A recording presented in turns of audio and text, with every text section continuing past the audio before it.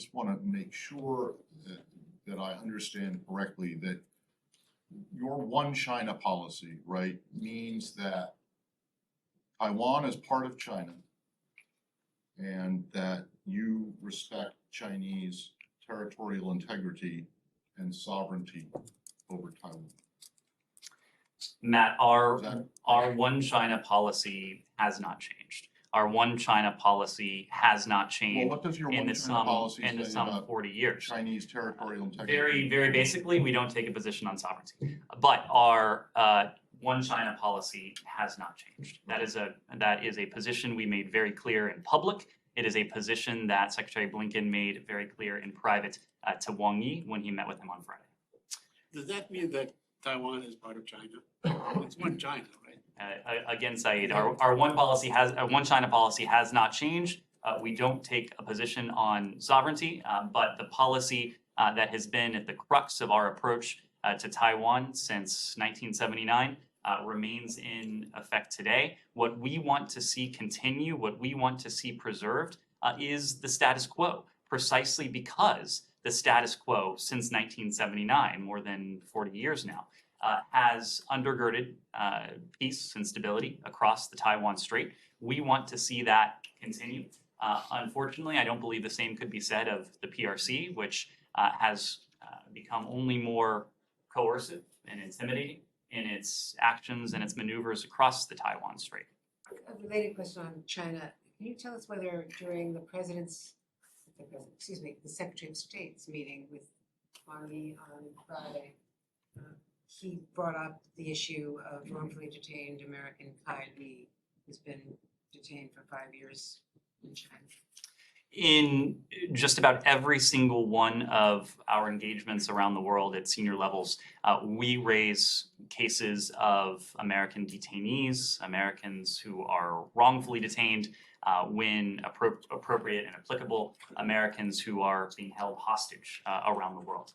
We have consistently raised cases of Americans who are wrongfully detained in China or who are otherwise unable to freely depart the PRC. We will continue to do that until such cases are resolved. Was it raised in this instance on Friday? It is something we consistently raise. But that doesn't, and you take the question of whether it was raised on Friday. It is. We issued a readout of this. It's something we consistently raise, but we're not in a position to go beyond the readout. What is the latest on Kai Li's case, and do we have consular access?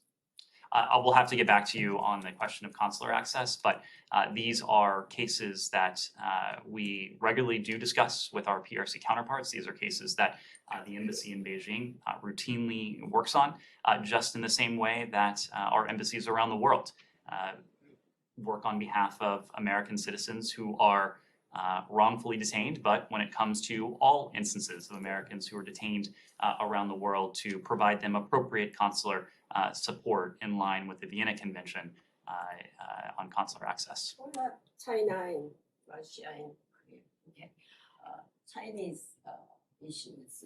There are reports that Russia is pushing to recruit Chinese Russian soldiers to fight Ukraine. If this is true, then China will engage in military cooperation with Russia. How would you assess this? Did you ever hear about it? Could you repeat the first part of the question? Yeah, there are reports that Russia is pushing to Chinese Russian soldiers to fight Ukraine. These who are Chinese living in Russia. Chinese nationals living in Russia who would then go fight in Ukraine. I am not familiar with these reports. As I mentioned a moment ago, when it comes to the Secretary's engagement with Wang Yi on Friday, there was a discussion of Russia and its illegal, unjustified invasion of Ukraine. This, of course, was also a topic of conversation at the UN. We heard from Wang Yi himself in the UN Security Council. Wang Yi, during that setting, made very clear that the sovereignty and territorial integrity of all countries should be safeguarded. The purposes and principles of the UN Charter should be abided by. All parties concerned should exercise restraint and avoid words and deeds that aggravate confrontation. So the test will be whether these words from the PRC are actually implemented. We have made clear, and the Secretary made clear again to his PRC counterpart on Friday, that we are watching very closely. We know that Russia has sought assistance from the PRC. We know early on in this conflict that Russia lodged a request for military assistance. We made that public at the time. We warned both publicly and privately at the time that the PRC would face consequences if it provided security assistance to Russia, or if it assisted Russia in a systematic way evade sanctions. We haven't seen the PRC do either of those. We're continuing to watch very closely, but again, our message to the PRC has been a simple one. China should not make Russia's problems China's problems. But recently, Xi Jinping and Chinese President Xi Jinping and the Russian President Putin had a meeting together. You never know what they're talking about, what kind of conversation they did, So how you going to trust China and Russia? The trust is very important.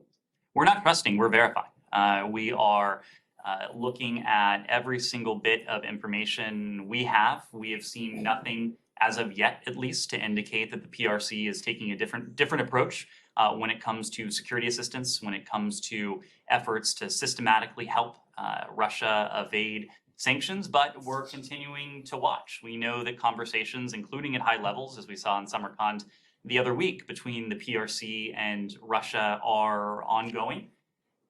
What I will say is that if you look at President Putin's words, if you look at President Xi's words, if you read Wang Yi's words, the very words I just referred to, you hear the PRC expressing a degree of unease with what Russia is doing in Ukraine. And that's really no surprise. It's no surprise because Russia's brutal war of aggression against Ukraine is not only, as I said at the top, an assault on Ukraine. It is an assault, a brutal assault on the UN Charter, on the UN system, on every member state of the United Nations that subscribes to them. So it's no wonder that the PRC is expressing varying degrees of reservations. The real test, though, will be if those apparent reservations, this apparent discomfort with what Russia is doing in Ukraine, will actually contour what the PRC does in its approach. One more quick, the South Korean President Yoon Suk-yeol said that yesterday, in the event of a dispute between China and Taiwan, the possibility of North Korean provocation would increase. Does the United States want South Korea to support U.S. defense to Taiwan? We have an ironclad alliance with our South Korean partners. It is an alliance that is built not only on shared interests in the Indo-Pacific, but also on shared values. And one of the many reasons for our support for the people on Taiwan is the fact that we share values with the people on Taiwan. That is also true of our South Korean allies. So we have a shared interest together with South Korea, together with our other allies in the region, in upholding a free and open Indo-Pacific.